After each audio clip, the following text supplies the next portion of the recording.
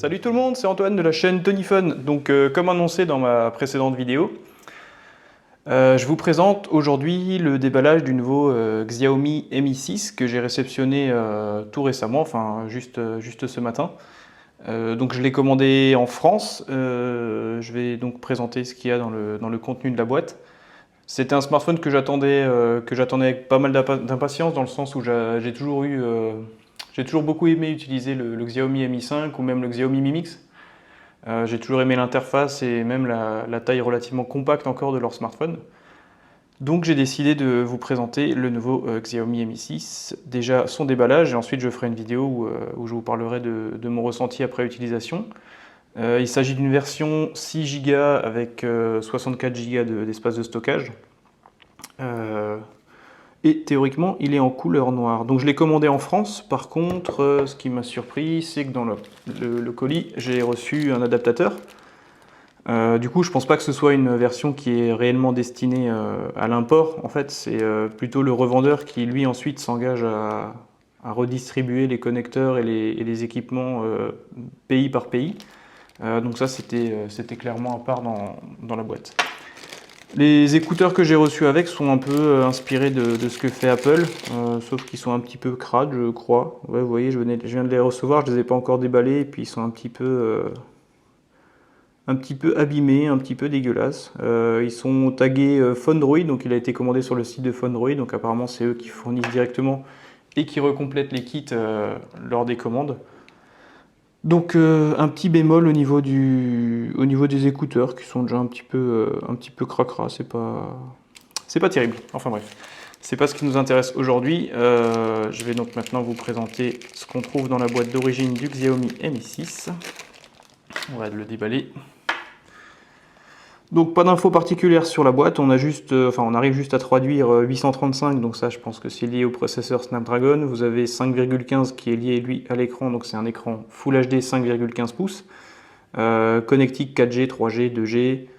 Je peux pas vous traduire les informations qu'il y a là, mais néanmoins je pense que ça va être les différentes bandes. Avec ici, je pense qu'il y a écrit Mi 6. Donc version 6 Go, il n'y a pas d'informations particulières, c'est vraiment un smartphone qui vient directement de Chine visiblement, vu que même le logo n'est pas écrit en langue, on va dire, européenne. C'est écrit en chinois directement. Donc on va voir ce qu'il y a à l'intérieur de la boîte. Alors c'est un smartphone que j'ai commandé en France, on peut le trouver un peu moins cher sur d'autres plateformes. Après moi j'aime pas trop attendre 15 jours et avoir des soucis de frais de douane quand je commande mes produits. Du coup, j'ai fait le choix de le commander en France. Il est certes un petit peu plus cher, mais au moins il est livré en 24 heures et vous êtes sûr de ne pas avoir de frais de douane ou de mauvaises surprises, quoi. Avec un contact en cas de problème quand même qui se trouve en France, c'est toujours plus agréable. Alors, voici la bête. Donc comme ça, de prime abord, comme je le vois, il me rappelle énormément le Meizu Pro 6 que j'avais essayé par le passé. Après, tous les smartphones se ressemblent, hein, il faut pas non plus se voiler la face. Donc comme je l'ai dit, c'est un écran de 5,15 pouces qui reste donc quand même compact dans le monde actuel. Il y a un processeur Snapdragon 835 cadencé à 2,45 GHz. Vous avez une puce, un GPU Adreno 540. C'est un smartphone qui est directement dual nano SIM. Vous avez 6 Go de RAM, 64 Go d'espace de stockage. Il n'y a pas d'extension, il me semble, par micro SD. Il est compatible réseau 4G, 2G, 3G, 4G. Donc 4G, il est uniquement compatible en 1800 MHz, 2100 et 2600 MHz. Je verrai ça lors de mon test. Voilà pour les informations principales quant à sa face avant. Sur la face arrière, on trouve donc théoriquement une double caméra. On trouve une double caméra qui est cachée apparemment. Donc il est assez lourd, hein. J'avais lu dans un test sur internet que la personne disait qu'il était vraiment assez lourd, et honnêtement il est vraiment assez lourd. Pour avoir eu le Mi 5 et le Mi 4C à l'époque, qui étaient des smartphones relativement légers, compacts et très plastiques, là on est vraiment sur un smartphone qui est vraiment très lourd. Je crois qu'il pèse plus de 170 grammes il me semble, donc c'est pas rien. Donc voilà les deux capteurs photo, donc c'est deux capteurs photo de 12 millions de pixels. Et il y a une caméra frontale de 8 millions de pixels. Donc ils sont à 12 millions de pixels, donc c'est les mêmes capteurs. Je pense qu'on ne doit pas être loin de ce qu'on trouve sur le Huawei P10 aujourd'hui. C'est quand même étrange qu'ils mettent deux capteurs avec une même définition, sachant que là les focales ne sont pas les mêmes. Vous le voyez directement au niveau des lentilles, il y a une focale qui est plus grand angle et une focale qui est plus, on va dire, téléobjectif. Après, j'aime pas trop qu'on dise téléobjectif dans le sens où le capteur et l'optique restent fixes en fait. Il y a pas, en fait, c'est deux focales fixes avec à focales différentes si vous voulez. Il n'y a pas d'effet de zoom. Souvent on abuse de ça un peu dans les essais où les gens disent qu'il y a la possibilité de faire un zoom. Or c'est pas le cas. Le capteur reste fixe, c'est simplement comme si vous aviez un boîtier réflexe qui était équipé d'une focale 28 et d'une focale 56 par exemple. Mais il n'y a pas de fonction de zoom, les optiques restent toujours fixes quoi qu'il en soit. Pour l'écran, donc on a dit que c'était du 5,15 pouces Full HD. Le taux d'occupation est entre 71 et 72%, d'après ce que j'ai pu lire. Ce qui n'est pas mauvais aujourd'hui dans le marché qu'on peut trouver, et ce qui est bien meilleur que ce qu'on trouve chez Apple sur l'iPhone 7. Donc pas de point particulier. Je vais enlever le petit autocollant. Voilà, le beau smartphone. Le dos est assez sympa en fait, ça me rappelle un peu le dos du Xiaomi Mi Mix, on dirait que c'est de la céramique. Mais je pense que... Je sais pas si c'est du verre, faudra que je me renseigne. Mais ça fait vraiment bien fini. Il est biseauté, donc on dirait un petit peu... il est un peu fait à la manière du Galaxy S7. La coque arrière est légèrement biseautée, ce qui optimise la prise en main. C'est plutôt sympa. Alors, les films avant... Voilà. Donc c'est un joli smartphone. Honnêtement, il est vraiment sympa. En fait, il donne cette sensation de monobloc, si vous voulez. On dirait qu'il n'y a aucune partie qui dépasse. Il est vraiment très bien conçu. Il a l'air très solide, très rigide. Et comme dit, il est assez lourd, donc on a l'impression de tenir un morceau de céramique. C'est vraiment flatteur à l'utilisation. Donc là, vous avez la connectique qui reste de l'USB type C. Le capteur d'empreinte en bas, donc le bouton qui n'est pas cliquable, hein, c'est un bouton fixe à l'image de ce que peut faire Apple sur l'iPhone 7. Vous avez donc la caméra de 8 millions de pixels, haut-parleur. Sur le côté, le bouton Power et les touches volume. Et sur l'autre côté, mis à part le tiroir SIM, il n'y aura rien. Vous avez ici une antenne, enfin l'antenne du haut et je pense l'antenne du bas. Et donc sur l'arrière, un petit logo EMI, le flash dual LED et les deux capteurs à focales différentes qu'on verra lors de mon prochain test. Je vais quand même l'allumer juste après pour vous présenter rapidement l'interface et on en reparlera plus tard. Pour ce qui est du reste de la boîte. Apparemment ils ont fourni une coque, une espèce de bumper plastique, donc c'est plutôt cool. C'est relativement typique des constructeurs chinois, donc c'est toujours sympa d'en avoir une. Donc c'est une coque toute simple, c'est pas une coque en fait, c'est plutôt un bumper caoutchouc souple. Il est légèrement pigmenté et un effet un petit peu accrochant à l'intérieur. Sinon il est un petit peu noir fumé, donc ça protégera le téléphone. Il y a un petit trou ici parce qu'apparemment ici il y a un petit émetteur infrarouge, donc je pense qu'on pourra accéder aux commandes de sa télévision ou de son home cinéma directement via le smartphone, un peu comme on trouve chez LG sur la plupart de leurs téléphones. Donc voilà, une fois qu'il est équipé de son bumper, ça reste encore assez joli, assez propre. C'est pas dégueulasse. Après, je pense qu'avec cette matière, vous aurez un peu du mal à le sortir de votre poche parce que c'est un peu accrochant, donc je pense que la poche viendra avec. Sinon, c'est plutôt sympa. Ça flotte un petit peu. Du coup, quand vous le prenez en main, vous voyez, c'est pas super adapté. Donc c'est une coque qui est offerte avec, qui est gratuite, donc c'est toujours bon à prendre, mais honnêtement, je pense pas que ce soit la plus jolie des coques que vous pourrez trouver pour lui, et moi n'étant pas partisan de mettre des bumpers sur mes smartphones, je pense pas m'en servir. C'est marrant, ils ont un petit peu allégé l'épaisseur de plastique ici au niveau des antennes, vous voyez, sur le bas et sur les côtés en haut, donc comme si le smartphone était un petit peu sensible, ou peut-être que c'est une optimisation, je sais pas, mais je savais pas qu'un bumper pouvait influencer à ce point la captation du réseau. Ensuite, quoi d'autre? Une petite notice, l'outil pour la SIM. On va tout de suite voir si le smartphone est bien Dual SIM. Après, est-ce que la fonction Dual SIM est activée en Europe? Ça, je ne peux pas vous le dire, je ne l'ai pas encore essayé. Donc voilà, c'est bien 2 nano SIM, il n'y a pas d'emplacement de micro SD, il n'y a pas d'autre tiroir sur le téléphone. Donc on est bien sur un smartphone uniquement Dual SIM si la fonction est activée. Mais honnêtement, il est vraiment cool, hein. En main, il est vraiment sympa, il est bien lourd, moi j'aime bien, ça me plaît bien. Ça fait vraiment smartphone de qualité. Donc le poids n'est pas rédhibitoire, il est certes un peu lourd, mais il ne faut pas non plus croire que ça va vous fatiguer à l'utilisation. Vous le sentirez si vous avez une poche, un jogging ou un short, mais après, dans un jeans classique, il n'y aura pas de particularité. Le câble USB type C, classique, il a l'air plutôt long, une longueur assez confortable. Rien de particulier à signaler, enroulé un peu à la mode Apple. Et le bloc chargeur d'origine, donc là qui n'est pas du tout adapté à la France. Xiaomi, je ne sais pas si c'est une charge rapide. Il me semble qu'il est équipé d'une charge assez rapide. Mais il faudra que je vous reconfirme tout ça. Néanmoins, l'autonomie était assez bonne. Je regarderai, mais attendez, il me semble que j'ai des infos.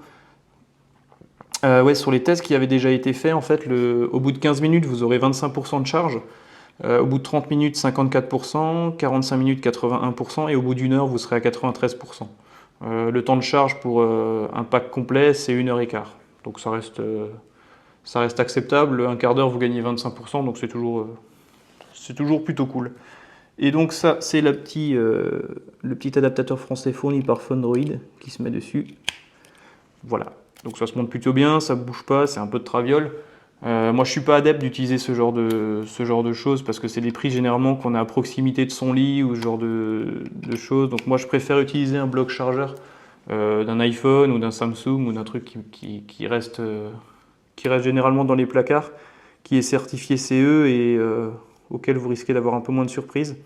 Là, je vois pas de logo CE sur le bloc. Donc voilà, je ne suis pas du genre à utiliser ce genre de matériel. Donc voilà pour la présentation du pack qui est fourni avec le Xiaomi Mi 6. Je vais juste ranger tout ça. Et ensuite, on va le démarrer rapidement pour voir un petit peu comment il se présente. Ouais, bref, on s'en fout. Voilà. Alors, pour le démarrer, faire un petit démarrage. On va juste voir quelle est l'interface, comment c'est présenté. Je pense que ça reste assez classique, ça doit être assez proche de l'interface du Xiaomi Mi 5. Il ne doit pas y avoir de particularité. On va juste voir ce qu'il nous propose en premier démarrage. Donc c'est MUI 8, donc c'est marqué juste là. Donc il est basé, lui, sur Android 7.1.1. Donc l'écran, déjà, de prime abord, est plutôt joli. Alors on va voir si la région est renseignable, parce que je sais qu'à l'époque, on ne trouvait jamais la France. Je crois qu'on la trouve toujours pas. Ah si, sélectionnez votre région. Quand j'avais acheté le Xiaomi Mi 6, il n'y avait pas le Mi Mix, pardon, il n'y avait pas la France disponible, donc je mettais systématiquement l'Allemagne ou le Brésil. Le Wi-Fi, on s'en fout. J'ai accepté. Vérification de la carte SIM, il n'y en a pas, mon coco. On peut passer l'étape, je pense. Google, on s'en fout aussi. Empreinte, on le fera plus tard. Est-ce qu'on peut zapper cette opération, passer cette étape? Localisation, on s'en fout, ça on s'en fout. Carrousel de fond d'écran. Profiter également. Hop. Un thème, le thème classique, ouais, donc on retrouve vraiment l'interface classique de chez Xiaomi. C'est sympa, c'est propre, c'est pas fou, mais ça a le mérite d'être plutôt clair et plutôt sobre. Donc voilà, après les gens aiment, n'aiment pas, ça c'est les goûts et les couleurs, je peux pas vous inciter à aimer ou pas. Néanmoins, ça a l'air assez propre d'utilisation. Alors, configuration terminée, un instant. Voilà, donc là, on est sur l'interface générale. Je pense qu'un clic droit, je ne sais pas s'il y a des fonctions. Il y a des touches qui sont présentes en bas. Vous ne les voyez pas, mais... Donc là, c'est la touche pour accéder au tiroir, enfin, toutes les applications qui sont en cours. Ça doit être une touche retour. Elles ne sont pas rétroéclairées, ou très légèrement. On va aller voir vite fait dans les paramètres à propos du téléphone. Donc vous voyez Mi 6, version d'Android 7.1.1, MUI Global 8.2, donc c'est déjà une version 8.2. Vous avez un CPU, donc c'est un Snapdragon 835 cadencé à 2,45 GHz, 6 Go de RAM. D'origine, vous avez donc c'est un 64 Go et il vous reste 54 Go 49 au premier démarrage. Donc ça veut dire qu'il y a quasiment 10 Go qui sont pris par le système, ce qui est dans la moyenne générale des smartphones qu'on trouve aujourd'hui et que j'essaye habituellement. Donc visiblement le bouton du centre sert à faire retour. Alors je ne sais pas s'il y a une autre fonction, s'il est paramétrable, je vous dirai ça plus tard. Donc voilà, c'est un smartphone qui est plutôt joli. L'écran a l'air super lumineux et relativement bien contrasté. On n'est pas sur une dalle AMOLED, mais ça a l'air plutôt sympa. On va juste rapidement voir le double capteur. On va mettre une petite balle ici.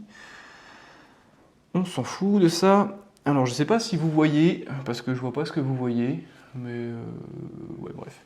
Je vais faire 2 clichés, on verra bien. Donc là je suis apparemment sur le capteur classique. Et donc là on passe sur le second capteur visiblement. Donc là du coup je pense que si je mets mon doigt sur celui-là, non, du coup je sais pas trop comment fonctionnent les capteurs, s'ils fonctionnent. Parce que vous voyez là j'ai une photo, on s'en fout de tout ça, toutes ces milliards de questions Android là. C'est vraiment une catastrophe Android quand vous le démarrez, il vous demande 1 milliard de choses. C'est insupportable. Donc là, ah bah vous voyez, il y a un petit logo en bas en fait. Donc là, c'est le petit logo, apparemment ce serait le capteur le capteur de gauche qui serait en utilisation. Là aussi, donc là c'est un zoom 2 fois. Alors est-ce que c'est un zoom fait comme ça? Je ne sais pas s'il y a un système pour basculer. Je ne sais pas si on peut basculer sur les capteurs. Ça doit être le mode portrait, mode stéréo, applique un flou d'arrière-plan. Les objets doivent se situer à plus de 2 mètres. Donc là, on est vraiment dans le cas un peu de ce que propose Apple sur l'iPhone 7 Plus. Je vais essayer avec cette statue de la liberté. On va la mettre un petit peu plus loin. On va enlever du bordel. On va voir à quoi ça, qu'est-ce que ça nous donne comme ça. Si elle pouvait arrêter de bouger, ce serait cool. Tac. Donc voilà l'aperçu, mais c'est marrant, c'est toujours le même, je sais pas si ça en fait, je sais pas si vous voyez, ici le petit logo, je sais pas s'il dit quel smartphone utilise, enfin quel capteur est utilisé ou si c'est juste un logo classique. Je pense qu'on peut supprimer aussi cette petite notification sur les photos, sinon c'est un petit peu insupportable. Donc là vous voyez, il y a cet effet de flou d'arrière-plan qui est fait autour de la statue, un effet de bokeh qu'on retrouve généralement avec des optiques à grande ouverture sur les appareils photo. Voilà, là la photo est pas vraiment impressionnante dans le sens où la profondeur de champ est courte, l'objet est proche, donc ça aplatit un peu les perspectives, mais la découpe a l'air assez propre, peut-être même un petit peu mieux que ce que j'ai pu voir sur le P10, Huawei P10. Donc voilà, je vais regarder tout ça, je vais un peu gratter et je vous en dirai plus ultérieurement. Si vous avez des questions particulières ou si vous voulez que je vérifie des points particuliers, n'hésitez pas à me poser vos questions, à vous abonner, à suivre les photos que je ferai sur ma page Instagram. Et puis voilà. J'essaye, comme vous le voyez, d'améliorer un peu ma chaîne. Je mets en place des génériques, des miniatures un peu plus sympas. J'essaye d'améliorer le micro. Là, j'ai acheté un micro récemment un peu plus proche, un micro-cravate. Donc j'essaie de faire des efforts. Alors j'espère que ça vous fait plaisir. Et n'hésitez pas à me poser vos questions par rapport à ce smartphone ou par rapport à un autre. Et on se revoit très bientôt pour d'autres essais, notamment pour le retour d'utilisation du Mi 6. Et voilà, je vous dis à bientôt. Merci à tous.